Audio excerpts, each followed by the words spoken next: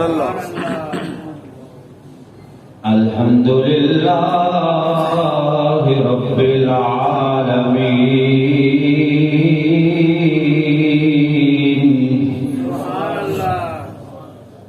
والعاقبۃ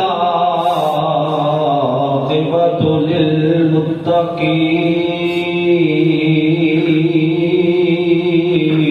سبحان اللہ. والصلاة والسلام على سيد الأنبياء والمرسلين. سبحان اللہ. وأصحابه الهادين المهديين.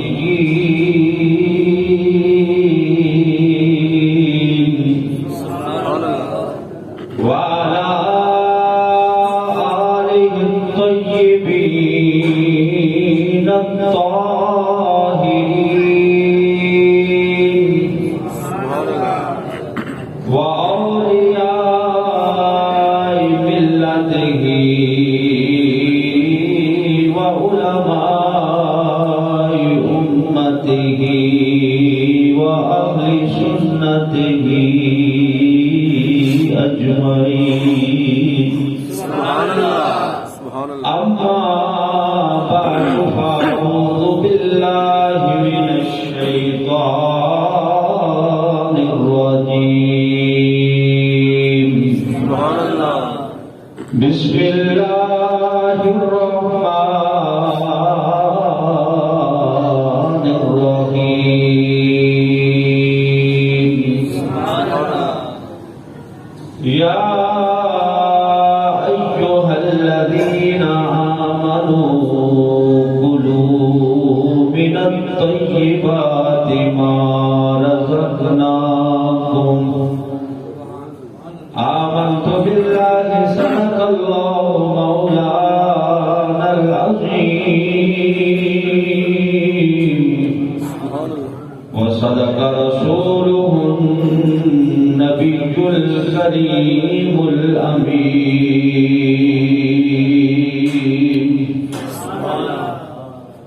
الصلاة والسلام عليك يا رسول الله. من قبل الصلاة والسلام عليك يا سيدي يا حبيب الله. والصلاة والسلام عليك يا خاتم النبيين وعلى آلك وأصحابك يا محبوب رب العالمين. مولاي صل وسلم دائما أبدا على حبيبك خير الخلق كلهم. مولاي صل وسلم دائما أبدا على حبيبك خير الخلق كل. يا ربي بالمصطفى بلغ مقاصدنا.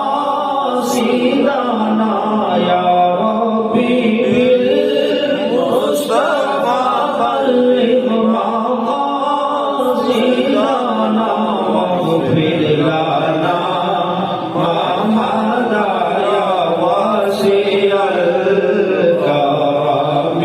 مولاي صل وسلم دائما أبدا على حبيبك خير الخلق كلهم. مولاي صل وسلم دائما أبدا على حبيبك خير الخلق كلهم. سبحان اللہ. سبحان اللہ. محتشم سامعین، آج جمعۃ المبارک کے اس عظیم الشان اجتماع میں جس عنوان کا انتخاب کیا گیا ہے وہ ہے رزق حلال کی برکتیں۔ سبحان اللہ۔ دعائے اللہ ہمیں رزق حلال کے لیے کوششیں کرنے کی توفیق عطا فرمائے۔ آمین آمین۔ قرآن مجید قرآن رشید کی جو آیت مبارکہ تلاوت کی گئی، اس میں اللہ رب العزت ایمان والوں کو پاکیزہ چیزیں کھانے کا حکم ارشاد فرما رہا ہے۔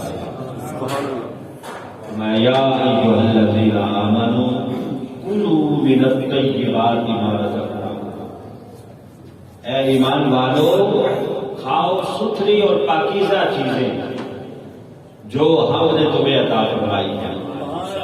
جو رزق ہم نے تمہیں دیا ہے اس میں سے پاکیزہ اور ستھری چیزیں کھاؤ۔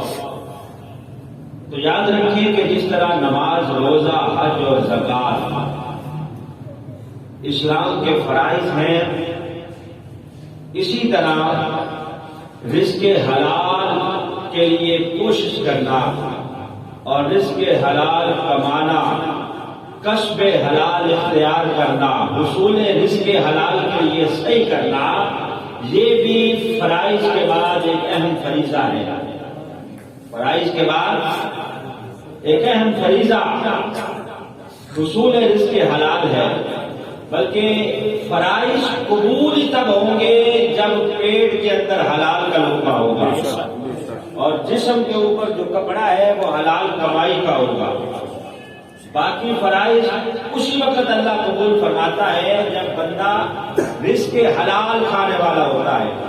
حضرت عبداللہ رضی اللہ تعالیٰ عنہ آپ فرماتے ہیں کہ نبی پاک صلی اللہ علیہ وسلم نے ارشاد فرمایا کہ فرائض کے بعد رزق حلال کمانا ایک اہم فریضہ ہے۔ ظاہر ہے جب رزق حلال کے لیے کوشش کرے گا تب ہی حلال کمائی گھر میں آئے گی۔ جب گھر میں حلال آئے گا تب بندہ حلال تناول کرے گا، تب حلال استعمال کرے گا اور حلال کھائے گا۔ اور اللہ کا واضح حکم موجود ہے، یا ایھا الذین آمنوا کلوا من الطیبات ما رزقناکم، کہ ایمان والو تمہارے لیے ضروری ہے کہ تم حلال چیزیں استعمال کرو، رزق حلال کھاؤ، پاکیزہ چیزیں کھاؤ اور حرام چیزوں کے قریب مت جاؤ۔ نبی پاک صلی اللہ علیہ وسلم اپنی حدیث پاک میں ارشاد فرماتے ہیں، فرمایا جو بندہ متواتر پے در پے رزق حلال کھاتا ہے، ایسا رزق حلال کہ جس میں حرام کی آمیزش نہیں ہے، اپنے ہاتھ سے کما کر محنت کر کے مشقت کر کے جو بندہ متواتر رزق حلال کھاتا ہے، اللہ اس کے دل کو نور سے بھر دیتا ہے۔ سبحان اللہ۔ بے شک۔ رزق حلال استعمال کر رہے ہیں تو اللہ نے جو پہلا انعام اسے دیا ہے، اس کا دل منور ہو گیا ہے۔ اس کے دل میں اللہ حکمتوں کے چراغ جلا دیتا ہے، دل اس کا روشن ہو جاتا ہے، منور ہو جاتا ہے، دل پاکیزہ اور ستھرا اور چمکدار بنا دیتا ہے۔ اللہ اس بندے کا جو ہمیشہ رزق حلال پہ اکتفا کرتا ہے اور حرام سے بچا رہتا ہے۔ یہ اتنا اہم فریضہ ہے کہ اللہ نے رزق حلال اتنی اہم چیز ہے کہ اللہ نبیوں کے گروہ کو خطاب کرتے ہوئے فرماتا ہے، یا ایھا الرسل کلوا من الطیبات ما رزقناکم، کہ اے نبیوں کے گروہ، اے پیغمبروں، کلوا من الطیبات واعملوا صالحا، کہ اے نبیوں کے گروہ پاکیزہ چیزیں کھاؤ اور پھر عمل صالح کرو۔ یا ایھا الرسل کلوا من الطیبات واعملوا صالحا، کہ اے نبیوں کے گروہ، اللہ انبیاء سے خطاب کرتے ہوئے فرماتا ہے کہ اے میرے پیغمبروں، اے رسولوں، حلال چیزیں کھاؤ، رزق حلال کھاؤ، واعملوا صالحا، اور اعمال صالح کرو۔ اب آپ دیکھیں کہ نیک اعمال کرنے کا حکم اللہ نے بعد میں دیا ہے، اعمال صالحہ فرمایا بعد میں ہے، پہلے کیا کرو؟ رزق حلال کھاؤ، رزق حلال تناول کرو۔ اللہ رب العزت نے جب ترتیب رکھی ہے نبیوں کو خطاب کرتے ہوئے تو پہلے نمبر پر حکم دیا ہے کہ حلال کھاؤ، اس کے بعد فرمایا کہ اب تمہارے ذمہ یہ بھی لازم ہے کہ وَعْمَلُوا الصَّالِحَاتِ، اعمال صالحہ بجا لاؤ اور اعمال صالحہ کرتے رہو، مگر نہ اگر بندہ ساری رات عبادت کرنے والا ہے، قرآن کی تلاوت کرنے والا ہے، نماز پنجگانہ ادا کرنے والا ہے، لیکن پہلے حکم پہ عمل نہیں ہے، رزق حلال والے حکم پہ عمل نہیں ہے، تو ساری کی ساری نیکیاں قیامت کے دن اس کے منہ پہ مار دی جائیں گی، کیونکہ اللہ واضح فرما رہا ہے کہ پہلے پاکیزہ رزق کھاؤ۔ یہی وجہ ہے کہ انبیاء کرام رضوان اللہ علیہم اجمعین انہوں نے بھی کوئی نہ کوئی پیشہ اختیار کیا ہوا تھا، اپنے ہاتھوں سے کام کرتے۔ حضرت آدم علیہ السلام آپ کھیتی باڑی کرتے، حضرت آدم علیہ السلام اللہ کے نبی ہیں، پیغمبر ہیں، اس کے باوجود کھیتی باڑی کرتے ہیں۔ اور حضرت نوح علیہ السلام آپ نجار تھے، بڑائی تھے، لکڑی کا کام کرتے، اور حضرت نوح علیہ السلام کو لکڑی کا کام کرنا خود اللہ نے جبریل کے ذریعے سکھایا۔ سبحان اللہ ہے آپ کو پتا ہے کہ سب سے پہلا بحری جہاز، سب سے پہلا بحری بیڑا، سب سے پہلی کشتی حضرت نوح علیہ السلام نے بنائی ہے۔ اللہ نے حضرت نوح علیہ السلام کو حکم دیا، پھر جبریل کے ذریعے آپ کو تعلیم دی، اور آپ نے اتنا بڑا بحری بیڑا لکڑی کا تیار کیا کہ جس کی لمبائی 300 گز ہے اور چوڑائی 50 گز ہے، 3 منزلہ بحری بیڑا سب سے پہلے حضرت نوح علیہ السلام نے اپنے ہاتھوں سے تعمیر کیا، اپنے ہاتھوں سے یہ لکڑی کی کشتی اور یہ لکڑی کا بحری بیڑا بنایا۔ آج پاکستان نیوی کے پاس بڑے بڑے بحری جہاز ہیں، آپ دوزے ہیں، جہاز جو سمندر کے اندر چلتے ہیں، ان کے اوپر کئی ٹن وزن لاد کے لایا جاتا ہے۔ بے شک یہ ترقی کا زمانہ ہے، لیکن یاد رکھیے کہ یہ بحری بیڑا جس نے سب سے پہلے بنایا ہے وہ اللہ کے نبی حضرت نوح علیہ السلام ہے۔ تو آپ کیا کرتے؟ لکڑی کا کام کرتے۔ حضرت نوح علیہ السلام، حضرت صالح اور حضرت لوط علیہ السلام، حضرت ہود علیہ السلام آپ تجارت کیا کرتے، تجارتی قافلوں میں سفر کرتے، تجارت کر کے جو آمدن حاصل ہوتی اس سے آپ اپنے گھر کا گزر سفر کرتے تھے۔ حضرت موسیٰ علیہ السلام اللہ کے جلیل القدر پیغمبر ہیں، آپ کیا کرتے تھے؟ آپ کا پیشہ یہ تھا کہ آپ بکریاں چراتے تھے۔ قرآن میں ہے کہ اللہ نے پوچھا وما تلک بیمینک یا موسیٰ، کہ موسیٰ تمہارے ہاتھ میں کیا ہے؟ عرض کی کہ یا اللہ میرے ہاتھ میں عصا ہے۔ آگے خود ہی ارشاد فرمایا کہ اس کے ساتھ میں ٹیپ بھی لگا لیتا ہوں، ضرورت پڑے تو میں اپنی بکریوں کے لیے درختوں کے پتے بھی جھاڑ لیتا ہوں، درختوں کے پتے میں اس کے ساتھ جھاڑ لیتا ہوں۔ تو حضرت موسیٰ علیہ السلام آپ کا پیشہ یہ تھا کہ آپ بکریاں چراتے تھے۔ یاد رکھیں کہ کوئی بھی پیشہ چھوٹا نہیں ہے۔ نبی پاک علیہ السلام فرمایا کہ کوئی اللہ کا پیغمبر ایسا نہیں ہے جس نے بکریاں نہ چرائی ہوں۔ پوچھا گیا حضور آپ نے بھی چرائی ہیں؟ کہا ہاں، چند قرات کے بدلے میں بھی مکے والوں کے لیے بکریاں چراتا رہا ہوں۔ تو حضرت موسیٰ علیہ السلام آپ بکریاں چلاتے، بکریاں پالتے، اور اس ریوڑ کے پیچھے آپ لگے رہتے، یہ آپ کا ذریعہ معاش تھا۔ حضرت شعیب علیہ السلام آپ بھی صاحب مویشی تھے، آپ بھی مویشی پالتے، اور اس کا جو اون ہوتی ہے، اس کے اوپر جو بال ہوتے ہیں، جو سونپ ہوتی ہے، اس کو آپ بیچتے اور اس کے ساتھ آپ گزر سفر کرتے تھے۔ اسی طرح حضرت داؤد علیہ السلام اللہ کے نبی بھی ہیں اور بادشاہ بھی ہیں۔ حضرت داؤد علیہ السلام جلیل القدر پیغمبر ہیں، لیکن کام کیا کرتے تھے؟ آپ لوہے کا کام کرتے، آہن گھڑی کرتے۔ یہ بتانے کا مقصد یہ ہے کہ کوئی پیشہ بھی، وہ لوہار کا پیشہ ہو یا بڑھئی کا پیشہ ہو، یا کوئی بھی کام کرنے والا جو بندہ ہے وہ کسی کام کو بھی چھوٹا نہ سمجھے. یہ پیشے وہ ہیں جو اللہ کے نبیوں نے اختیار فرمائے ہیں. تو حضرت داؤد علیہ السلام آپ لوہار تھے، زریں بناتے، زریں جو جہاز میں استعمال ہوتی، جن زروں کو پہن کر دشمن کے وار سے بچا جاتا. سب سے پہلے جو زرہ ایجاد کی ہے وہ حضرت داؤد علیہ السلام نے ایجاد کی ہے. اللہ نے ان کے ہاتھوں میں اتنی پاور رکھی تھی کہ ان کے ہاتھوں میں لوہا نرم ہو جاتا تھا. سبحان اللہ. کڑیوں والا جو زرہ ہے یہ سب سے پہلے حضرت داؤد علیہ السلام نے ایجاد کروائی. حضرت ابراہیم علیہ السلام آپ کا جو پیشہ آپ نے اختیار فرمایا وہ زراعت کرنا ہے، لیکن قرآن نے حضرت ابراہیم کا ایک اور پیشہ بیان کیا ہے. وہ کیا کہ آپ نے اللہ کا گھر بنایا. سبحان اللہ. اللہ کا گھر بنایا، مزدوری کی، راج اور مستری کا کام حضرت ابراہیم اور حضرت اسماعیل نے کیا. قرآن کے اندر واضح طور پہ موجود ہے. تو یہ پیشہ بھی چھوٹا نہیں ہے. اللہ کے پیغمبر حضرت ابراہیم کو اللہ نے حکم دیا ہے، انہوں نے خود پتھر اٹھا اٹھا کے اللہ کا گھر بنایا ہے، تعمیر کیا ہے. گویا گھر بنانے کا جو پیشہ اور کاریگری ہے اور گھر بنانے کا جو ہنر ہے یہ اللہ نے اپنے پیغمبر حضرت ابراہیم کو عطا فرمایا ہے. خود حضرت سلیمان علیہ السلام ان کا خاص کر، کیونکہ آپ بادشاہ تھے، اتنے بڑے بادشاہ کہ ہر چیز کے اوپر اللہ نے آپ کو حکمرانی عطا فرمائی. سمندروں کے اوپر، درختوں کے اوپر، ساری مخلوقات کے اوپر آپ کا حکم چلتا تھا.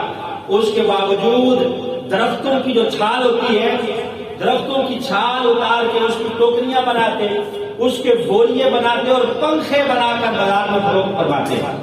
یہ حضرت سلیمان علیہ السلام کا پیشہ تھا. اور نبی پاک صلی اللہ علیہ وسلم آپ امام الانبیاء ہیں، اس کے باوجود آپ نے تجارتی کافلوں میں سفر فرمایا ہے. تجارتی کافلوں میں آپ نے خود سفر فرمایا ہے. اور رسالت پاک صلی اللہ علیہ وسلم نے جب اعلان نبوت کیا تو اس کے بعد جہاد کے اندر آپ خود شریک ہوتے، اور جہاد کرنے کے بعد جب علاقے فتح ہوتے تو ان مفتوحہ علاقوں سے جو مال غنیمت آپ کے حصے میں آتا، آپ اپنے حصے کے مطابق اس کو استعمال فرماتے، اور مال غنیمت سے جو آپ کا حصہ نکلتا آپ اس کے ذریعے اپنے گھر کا گزر سفر فرماتے اور اپنے لیے روزی روٹی کا اہتمام فرماتے تھے. خود امام الانبیاء نبی پاک صلی اللہ علیہ وسلم نے بھی آرام سے بیٹھ کر، اگر آپ چاہتے تو بیٹھ جاتے، صحابہ خدمت کے لیے کافی تھے، لیکن خود نبی پاک صلی اللہ علیہ وسلم نے تجارتی قافلوں میں سفر بھی کیا ہے. اور نبی پاک صلی اللہ علیہ وسلم نے جہاد میں خود بنفس نفیس حصہ لیا ہے. اور پھر جہاد میں حصہ لینے کے بعد جو مال غنیمت آیا ہے نبی پاک نے تقسیم کرنے کے بعد جو آپ کے حصے میں آیا ہے سرکار نے اسے استعمال فرمایا ہے. اسی طرح نبی پاک صلی اللہ علیہ وسلم نے ارشاد فرمایا کہ جو بندہ رزق حلال کماتا ہے اور اس کے لیے کوشش کرتا رہتا ہے تاکہ اس کے بچے کسی کے محتاج نہ ہوں، اس کے والدین کسی کے محتاج نہ ہو، کسی کے آگے ہاتھ نہ پھیلائیں. نبی پاک فرماتے ہیں کہ جو اپنے بچوں کے لیے اور بوڑھے والدین کے لیے رزق حلال کماتا ہے، اس کی کوشش کرتا ہے، اللہ رب العزت ایسے بندے کو جہاد کا ثواب عطا فرماتا ہے. سبحان اللہ. سبحان اللہ. اب کما تو وہ اپنے لیے رزق حلال رہا ہے، اپنی دکان پہ بیٹھا ہے، رزق حلال کما رہا ہے، لیکن نبی پاک صلی اللہ علیہ وسلم بتاتے ہیں کہ یہ بندہ جو رزق حلال کما رہا ہے اس لیے کہ اس کے بچے محتاج نہ ہو، تو اللہ رب العزت روزی تو اس کو عطا فرما ہی رہا ہے، ساتھ ہی ساتھ اللہ اس سے جہاد کا بھی ثواب عطا فرما رہا ہے. سبحان اللہ. اب جہاد کرنا کوئی چھوٹا کام نہیں ہے. میدان کارزار میں دشمن کے سامنے کھڑے ہو جانا، دشمن کا مقابلہ کرنا، تلواروں کے سائے تلے لڑتے رہنا اتنا عظیم کام ہے. لیکن نبی یہ بات فرماتے ہیں کہ جس کی نیت خالص ہے، حلال کماتا ہے، آرام سے رکھتا ہے، بچوں کے لیے جس کے حلال کی صحیح کرتا رہتا ہے، اللہ رب العزت اسے اپنی دکان پہ بیٹھے بیٹھے ہی جہاد کا بھی ثواب عطا فرماتا ہے. اور نبی پاک صلی اللہ علیہ وسلم نے فرمایا کہ المؤمن المختلف، مومن جو کمانے والا ہے، جو مومن کمانے والا ہے، محنت کرنے والا ہے، ہاتھ سے مشقت کرنے والا ہے، اللہ ایسے مومن کو پسند فرماتا ہے۔ القاسم حبیب اللہ، یہ بھی نبی پاک کی حدیث ہے کہ کسب حلال کروانے والا اللہ کا محبوب بن جاتا ہے، اللہ اسے اپنا محبوب بنا دیتا ہے۔ نبی پاک نے فرمایا کہ جو بندہ ہاتھ سے کماتا ہے، محنت کرتا ہے، اللہ رب العزت اسے پسند فرماتا ہے، وہ اللہ کا محبوب بن جاتا ہے۔ یہی وجہ ہے کہ نبی پاک صلی اللہ علیہ وسلم تشریف فرما کے ایک مزدور آیا، رسالت میں آپ صلی اللہ علیہ وسلم نے اس کے ساتھ ہاتھ ملایا۔ اب ظاہر ہے جو مزدور ہو اس کے ساتھ کوئی سیدھے طریقے سے ہاتھ نہیں ملاتا، لیکن نبی پاک صلی اللہ علیہ وسلم نے اس کے ساتھ احسن طریقے سے ہاتھ ملایا۔ اس کے ہاتھ جو تھے وہ کام کر کر کے کھردرے ہو چکے تھے۔ آپ نے بھی دیکھے ہوں گے کہ مزدوروں کی جو ہاتھ ہوتے ہیں وہ اینٹیں اٹھا اٹھا کر یا دیگر کام کر کر کے ہاتھ کا جو کام ہوتا ہے وہ ہاتھ کھردرے ہو جاتے ہیں۔ نبی پاک صلی اللہ علیہ وسلم نے جب اس کے ہاتھوں میں وہ کھردرا پن محسوس کیا تو رسالت میں آپ نے اتنی شفقت کا اظہار فرمایا کہ سرکار نے اس کے ہاتھوں کو چوم لیا۔ سبحان اللہ، سبحان اللہ۔ اس مزدور کی عظمت کو سلام کرے جس کے ہاتھوں کو نبی پاک صلی اللہ علیہ وسلم نے چوما ہے۔ رسالت میں آپ صلی اللہ علیہ وسلم نے جب وہ ہاتھ چومے مزدور کے تو پاس بیٹھے ہوئے صحابہ کہنے لگے کہ حضور یہ کیا کیا؟ یہ تو ایک مزدور بندہ ہے، آپ کا بندہ ہے، محنت کرتا ہے، مشقت کرتا ہے، آپ اس کے ہاتھ چوم کیوں رہے ہیں؟ تو نبی پاک صلی اللہ علیہ وسلم نے ارشاد فرمایا، میرے صحابہ میں اس کے ساتھ پیار کیوں نہ کروں جس کے ساتھ عرش کا مالک بھی پیار کرتا ہے۔ ارے تکبیر، ارے رسالت، ارے رسالت، ارے تحقیق۔ سبحان اللہ۔ تو اللہ رب العزت اس سے پیار کرتا ہے۔ القاسم حبیب اللہ، ان اللہ یحب المحب المختلف۔ اللہ رب العزت پسند کرتا ہے اس بندے کو جو مومن کمانے والا ہے، گھر بیٹھا ہوا نہیں ہے، ہاتھ پہ ہاتھ دھرے بیٹھ کر صرف اس انتظار میں نہیں ہے کہ کوئی غیبی مدد آئے گی، نہیں، جس نے کوشش کی ہے، جو اپنے حصے کا کام کر کے اللہ رب العزت کو چھوڑ دیتا ہے، تو اللہ رب العزت اس کے لیے جو نتیجہ نکالتا ہے یقیناً وہ اس کی سوچ سے بھی بالا تر ہوتا ہے۔ صحابہ کرام رضوان اللہ علیہ اجمعین، آپ سے مروی ہے، ارشاد فرماتے ہیں کہ ہم ایک بازار میں بیٹھے ہوئے تھے، بازار سے گزر رہے تھے کہ ایک شخص آیا، اس نے آ کے صبح صبح اپنی دکان کھولی، وہ دکان کھول کے اپنا سودا لگا کر دکان میں بیٹھ گیا۔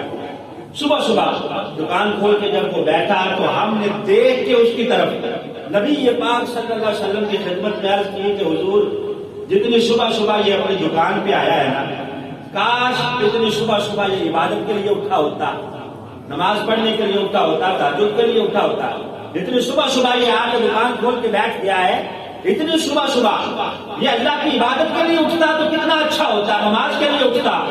نبی پاک صلی اللہ علیہ وسلم نے فرمایا میرے صحابہ خاموش ہو جاؤ، اگر یہ اس لیے صبح صبح آیا ہے نا تاکہ میرے بچے گھر کے اندر بھوکے ہیں ان کے لیے میں نے محنت کرنی ہے اور میں نے اپنے والدین کے لیے کمانا ہے، اگر یہ صبح صبح دکان پہ آ کے اس نیت کے لیے بیٹھا ہے کہ میں جو رزق حلال کما کے گھر لے جاؤں گا وہ میرے بچے برابر کریں گے، میرے گھر والے کھائیں گے، میرے والدین جو بوڑھے ہیں وہ کھائیں گے، تمہارے اگر اس کی نیت یہ ہے تو ساتھ ساتھ اللہ اسے عبادت کا بھی ثواب عطا فرماتا ہے۔ بیٹھا ہوا دکان پہ ہوتا ہے لیکن ساتھ ساتھ عبادت کا جو اکاؤنٹ ہے وہ ساتھ ساتھ چل رہا ہے، اللہ عبادت کرتے ہوئے گویا اس کو شمار کر رہا ہے اور اس کی نیکیوں میں اضافہ فرما رہا ہے۔ لیکن ساتھ ہی نبی یہ بات نے بھی ارشاد فرمایا کہ اگر صبح صبح اس لیے آتا ہے تاکہ مال جمع کرے، تبنگری کرے، عیاشی کرے اس مال کے ساتھ، تو میں پھر یہ شیطان کے راستے پہ چل رہا ہے۔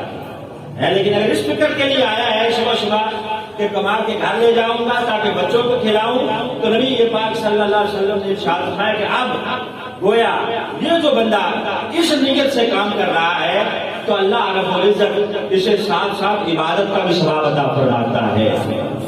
مجھے تو محترم صاحب حضرات یہی وجہ ہے کہ حضرت فاروق اعظم رضی اللہ تعالیٰ آپ فرماتے ہیں کہ مجھے اس چیز سے زیادہ کوئی چیز اچھی نہیں لگتی کہ میں بازار کے اندر محنت کر رہا ہوں، تجارت کر رہا ہوں اور میری موت آ جائے۔ آپ فرماتے تھے کہ میں اس چیز کو پسند کرتا ہوں کہ تجارت کرتے ہوئے، رزق حلال کماتے ہوئے، بازار میں محنت کرتے ہوئے میری موت آ جائے اور مجھے موت کا پروانہ مل جائے کہ ہمارے کے حقیقی کے ساتھ جا ملا۔ گویا رزق حلال کمانا اتنا پسندیدہ کام ہے کہ حضرت فاروق اعظم رضی اللہ تعالیٰ عنہ آپ یہ خواہش کر رہے ہیں کہ مجھے یہ چیز پسند ہے کہ رزق حلال کماتے ہوئے مجھے موت آ جائے۔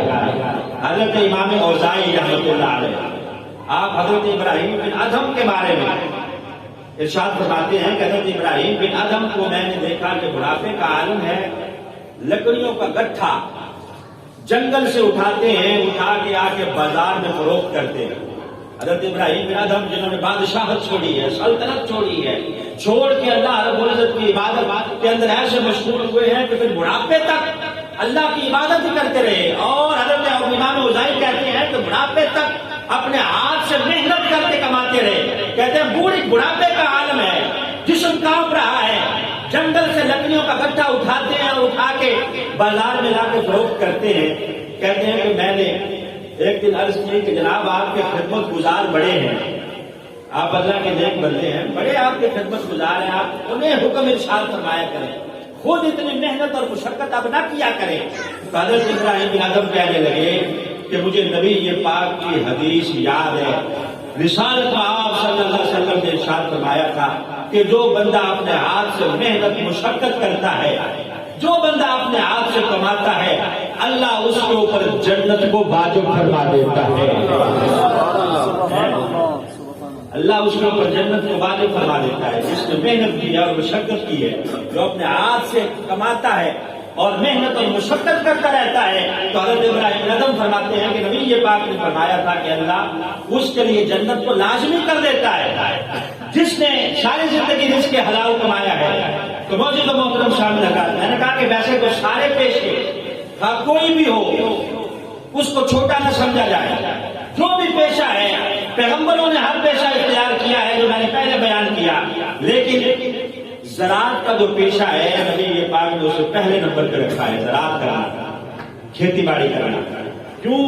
نبی یہ پاک صلی اللہ علیہ وسلم ارشاد فرماتے ہیں کہ بندہ جب کھیتی باڑی کرتا ہے نا، زراعت اگاتا ہے، تو جو اس نے اگایا ہے اس میں سے جتنے جانور اور انسان کھائیں گے اللہ اس لگانے والے کو صدقے کا ثواب عطا فرمائے گا۔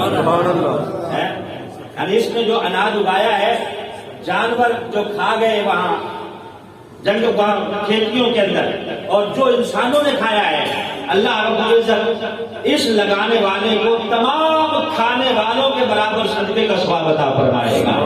بلکہ ایک حدیث میں نبی یہ بات فرمایا کہ زراعت میں سے جو چوری ہو گیا ہے اس چوری شدہ مال کے بدلے بھی اللہ اسے صدقے کا ثواب عطا فرمائے گا۔ تو مجھے تو محترم شامل لگ رہا ہے، روایات کے اندر آتا ہے کہ ایک بوڑھا بندہ تھا، درخت لگا رہا تھا، درخت لگا رہا ہے، پاس سے بادشاہ کو گزر ہوا، اس نے کہا بابا جی درخت تو لگا رہے ہو لیکن بڑھاپے کا عالم ہے، تمہیں پتا ہے کہ تم اس کا پھل نہیں کھاؤ گے، درخت لگا رہے ہو، کب یہ درخت بڑا ہوگا اس کو پھل لگے گا، اس وقت تک تو ظاہر ہے کہ تمہاری موت آ جائے گی، تم اس درخت کا پھل نہیں کھا سکو گے، لگا تو رہے ہو۔ بابا جی نے بادشاہ کی بات سنی تو مسکرانے لگے۔ بادشاہ نے پوچھا کہ مسکراتے کیوں؟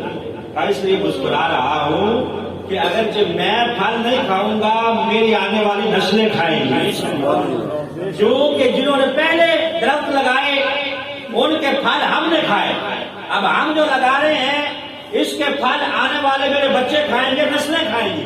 اب بادشاہ خوش ہوا اور خوش ہو کے اس نے 10 دینار اسے انعام عطا کیا۔ انعام جو ملا تو اس بوڑھے کسان نے پھر مسکرانا شروع کر دیا۔ اب بادشاہ نے پوچھا کہ بابا جی آپ کیوں مسکرا رہے ہو؟ کہا مسکرا اس لیے رہا ہوں کہ میرے درخت نے بہت جلدی پھل دے دیا ہے، ابھی تو یہ جوان نہیں ہوا، اتنی جلدی اس درخت نے پھل دے دیا ہے۔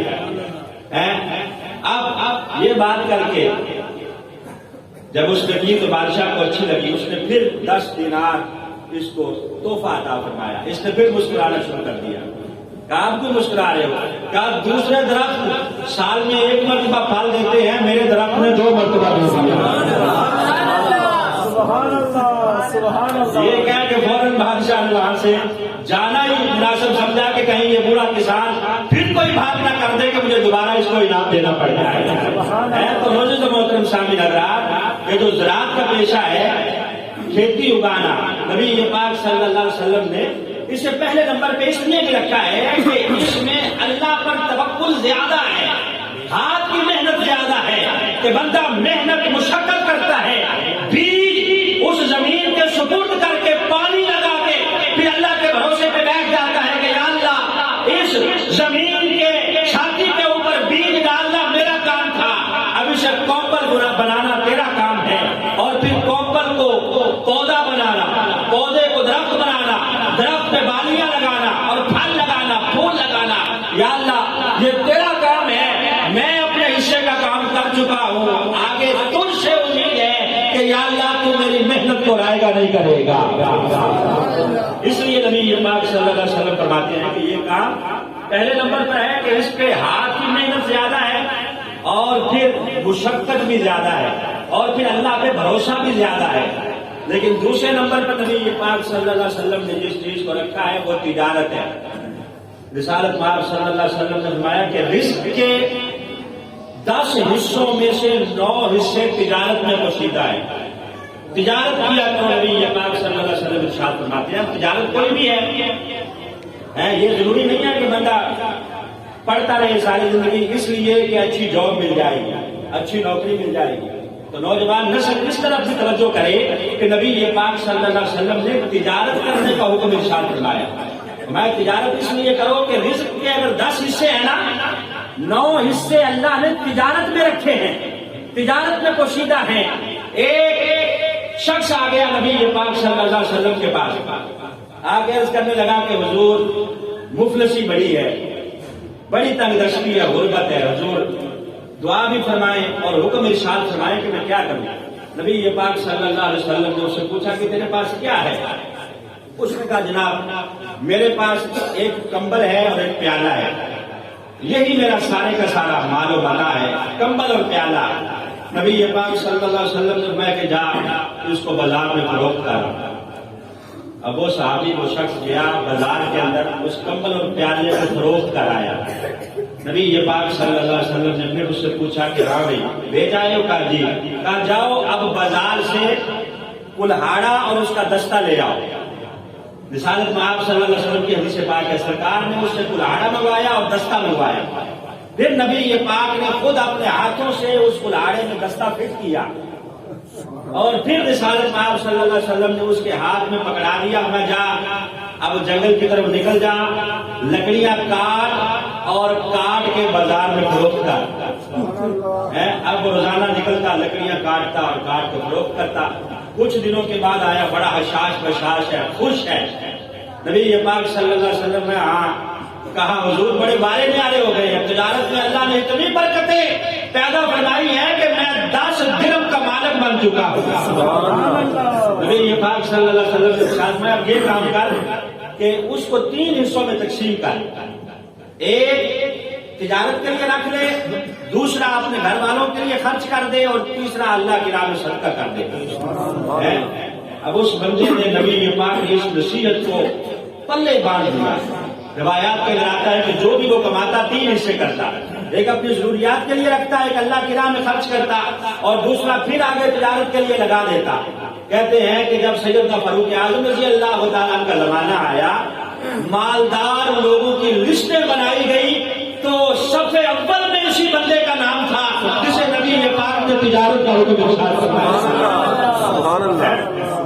صف اول میں اس کا نام تھا جسے نبی پاک نے تجارت کا حکم ارشاد فرمایا۔ اور سرکار فرماتے ہیں کہ التاجر الصدوق الامین، جو تاجر سچ بولنے والا ہے، امانت دار ہے، قیامت کے دن اس تاجر کا جو حشر ہوگا وہ کس کے ساتھ ہوگا؟ فرمایا انبیاء کے ساتھ ہوگا، صدیقین کے ساتھ ہوگا، اور شہداء کے ساتھ ہوگا۔ التاجر الصدوق الامین مع الانبیاء والصدیقین والشہداء۔ کہ ایسا بندہ جو سچا تاجر ہے، امانت داری کے ساتھ چیز بیچتا ہے، 2 نمبری نہیں کرتا، جھوٹ بول کے اپنی چیز نہیں بیچتا. نبی یہ پاک صلی اللہ علیہ وسلم نے فرمایا قیامت کے دن یہ نبیوں کے ساتھ کھڑا ہوگا، صدیقین کے ساتھ کھڑا ہوگا اور شہداء کے ساتھ اس کا حشر کیا جائے گا.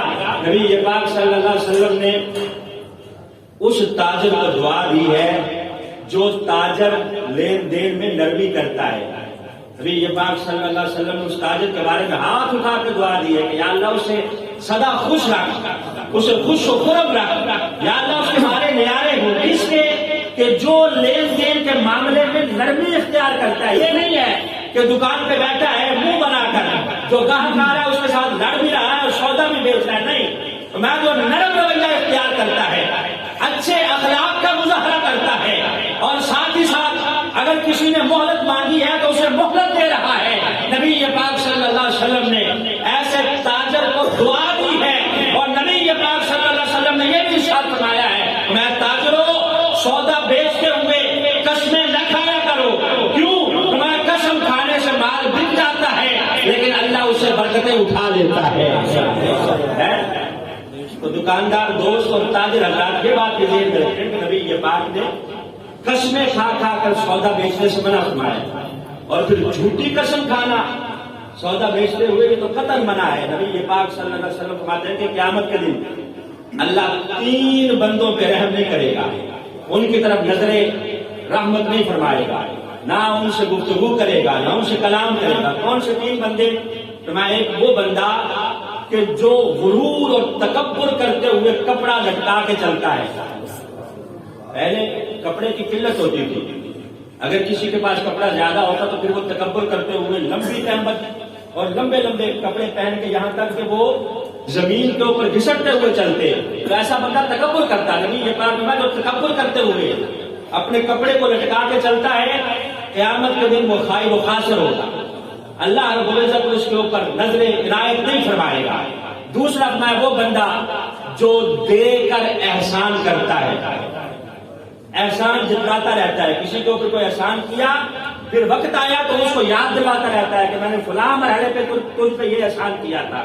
تیسرا نبی پاک صلی اللہ علیہ وسلم نے فرمایا کہ جو مال بیچتے ہوئے جھوٹی قسمیں کھاتا ہے، اللہ اس کے ساتھ بھی نرمی کا معاملہ نہیں فرمائے گا قیامت کے دن، اس کے اوپر بھی نظر عنایت نہیں فرمائے گا، نہ اس سے اللہ گفتگو فرمائے گا.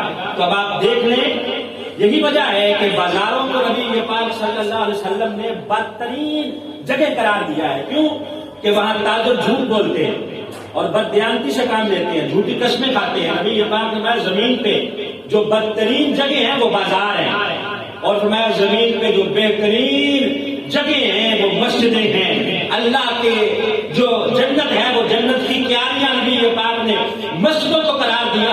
مسجدیں زمین کے اوپر بہترین جگہ ہیں اور بدترین جگہ بازار ہیں. لہٰذا فرمایا بازاروں میں بلا وجہ جانے سے گریز کیا کرو، اور مسجدوں کے پاس سے جب گزرو تو یہاں سے گزرتے ہوئے اللہ کی کیاریوں میں سے کچھ کھا لیا کرو، یعنی اندر آ کے اللہ کا رزق، اللہ کا ذکر کرو، عبادت کرو. گویا تم مسجد میں جب تک بیٹھے ہو وہ جنت کی کیاری میں بیٹھے ہوئے ہو اور جنت کے پھل کھا رہے ہو.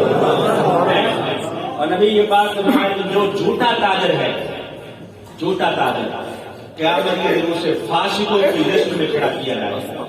فاسق اور تاجر جہاں کھڑے ہوں گے، جہاں صادق اور امین تاجر کے لیے نبی یہ بات فرمایا کہ وہ نبیوں کے ساتھ ہوگا، وہاں سرکار نے یہ بھی فرمایا ہے کہ جو جھوٹ بول کے سودا بیچتا ہے، بددیانتی کرتا ہے، کسی نے اگر پیٹی لی ہے نا پھل کی، اوپر اچھا اور گھر جا کے دیکھے تو نیچے سارا گلا سڑا ہے، اور پھر قسمیں کھا کھا کے کہیں گے کہ یہ چیز میڈن فلاں ہے، بنی ہوئی نہیں پاکستان کی ہوتی ہے.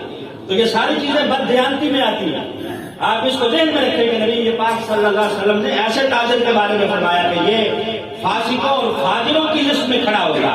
انہی کی وجہ سے نبی یہ پاک نے بازار کو اچھا نہیں کہا ہے. نبی یہ پاک صلی اللہ علیہ وسلم کی کئی احادیث موجود ہیں تجارت کے حوالے سے، جس میں رسالت میں آپ صلی اللہ علیہ وسلم نے باقاعدہ صحابہ کو حکم دیا اور دیگر لوگوں کو حکم دیا کہ تجارت کرو. اللہ نے رزق کے اگر 10 حصے بنائے ہیں تو 9 حصے اللہ نے تجارت میں پوشیدہ فرما دیے ہیں. تو اس لیے نوجوان نسل سے گزارش ہے کہ اگر نوکری نہ ملے تو کوئی اچھا کاروبار کسب اختیار کرے، تجارت کرے، اس میں زیادہ فائدہ ہے۔